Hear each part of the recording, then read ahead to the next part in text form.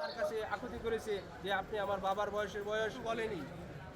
সেই আরেকজনের আপনার সাংবাদিক ভাইরা যারা আছেন আপনারাও পারেন। তাজুল ইসলাম যে ওই মাদ্রাসার শিক্ষক এবং এই মসজিদের মহিলা মাদ্রাসা মসজিদের খতিব, ইমাম ও খতিব, তখন তার সহযোগিতায় তাকে মারধরও করে। টাকাটা প্রথম দিছে, দেওয়ার পরে মারধর করে যে তারা কুপ্রস্তাব দিছে, প্রস্তাবে রাজি হয় না, যার কারণে তারা মারধর করে এবং জোরপূর্বক ভাবে এক পর্যায়ে তাকে দ্বিতীয় তলায় নিয়ে রুমের মধ্যে আটকায় দেয়। আটকায় নুরুল ইসলামের ভিতরে ঢুকায় তাজুল ইসলাম বাইরে পাহারা দেয়, সে দরজা বন্ধ করে দিছে। ওই নুরুল ইসলাম দেশীয় অস্ত্র নিয়ে, চাকু নিয়ে তাকে ভয়ভীতি দেখায় এই দর্শনের শিকার করে। সে আমার এই বোনটিকে দর্শনের শিকার করে। এই তাজুল ইসলামও সে ওইটার মধ্যে পূর্ণ সহযোগিতা করেছে এবং মারধর করেছে। মারধর করে এভাবে বিভিন্ন হুমকি ধমকিও দিয়েছে। আরো আমাদেরকে অনেক লোভ লালসাও দেখাইছে যে আমরা এটার মধ্যে সহযোগিতায় যাচ্ছি না, আমরা সমাধানে যাচ্ছি না।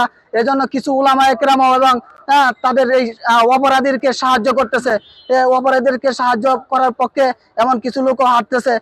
তো আমরা চাই প্রকৃত অপরাধীকে শাস্তির আওতায় আনা হোক, এর সর্বোচ্চ শাস্তি আইনগত যে বিধান আছে রাষ্ট্রীয়ভাবে আমরা ওইটা দাবি করতেছি।